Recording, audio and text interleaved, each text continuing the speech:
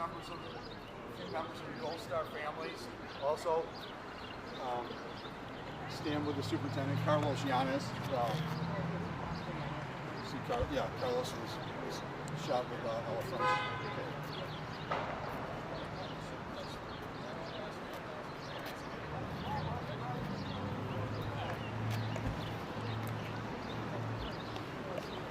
Hey, how are you? How's everybody? You guys just fall in tight?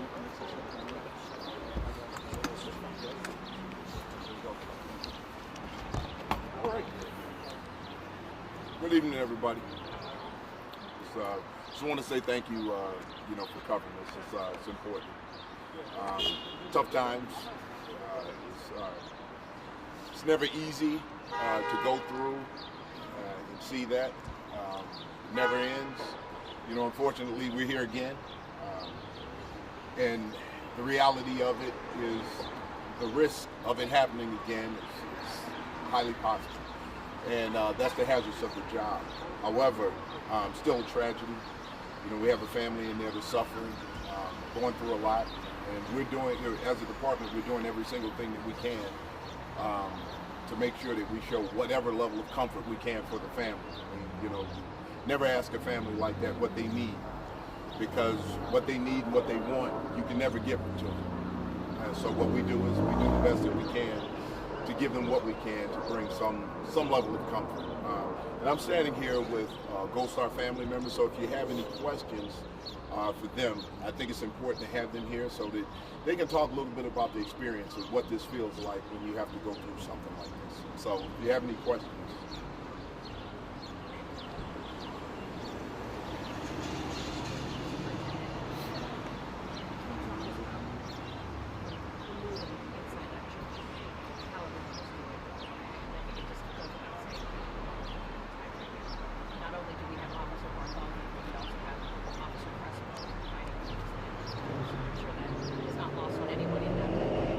Oh, this is true. I mean, one of the things is, and that's a good point, because we never want to forget the catastrophically injured.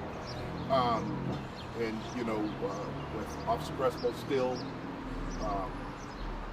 trying to recover in the hospital, that recovery is going to take quite some time. That we're also here for him, his family. I mean, we have to acknowledge that, because this is something that's going to affect him and his family for the rest of his life, the rest of their lives. Inside the church, you can feel the grief in the air.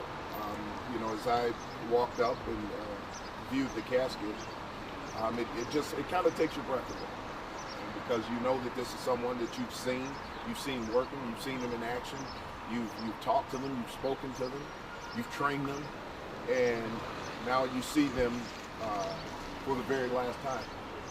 It's a hard pill to swallow. Superintendent, you even made the remarks, "We are here again." Could you just talk to us about the sacrifice of the officers, these men and women, and maybe just your message to the community as you stand here again talking about something like this? When you talk about the sacrifices of the officers, I don't think people truly understand what officers sacrifice, because they haven't been through it themselves.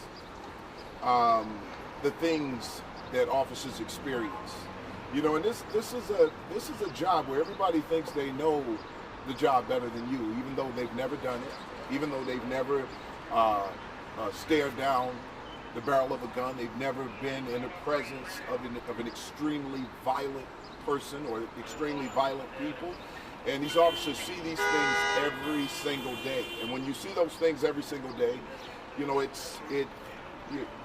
can become hardened by it, but at the same time, you are working to make sure that they don't harm other people. When you see the harm that they've done to victims and how they victimize people, our officers want to make sure that that doesn't happen. That's the job. That's what we're sworn to do, to make sure that we're protecting the public, protecting members of the public. And officers are putting themselves in harm's way to do that every single day, and they're judged in a lot of situations unfairly. That's not to say that we're perfect.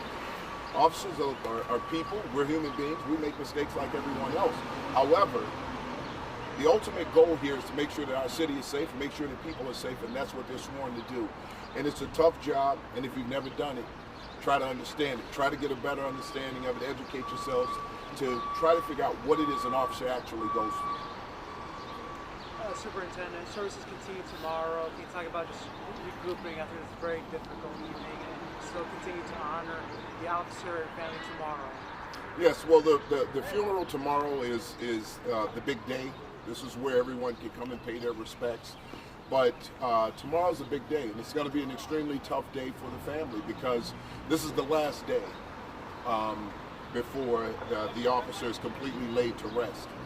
And when it's all said and done, when the lights and the cameras are gone, these families still have to go home and they still have to deal with the loss of their family member. So we have to make sure that we're still there for them so that they know that when the lights and the cameras go away, that we're still there, that there's someone who still respects them, respects the work, and the sacrifice that Officer John Bartholomew made, the sacrifice that Officer Crespo made. We need them to know that we're still there, even though this may not be as public as it is right now currently.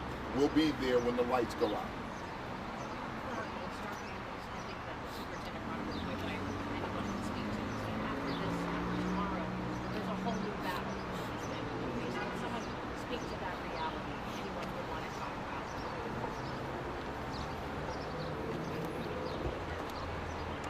So, as the superintendent said, the services are the beginning of a new life. We've all been through that, unfortunately, and so we're just here to let the family know that they're not alone, because it's a new life. You plan a life with your loved one, and even when they are police officers, you know it's a possibility, but you pray and you hope that you'll never know this part of the job, that you'll never know the ultimate sacrifice. And so everybody standing here knows it, and you do your best to survive, but it's a whole new life. Sure, Sandra Wortham, Wortham. Thanks. Nice. Thank you, Sandra. All right, thank you, guys. Thank you, everybody. Thank you, everyone. The superintendent will be available tomorrow.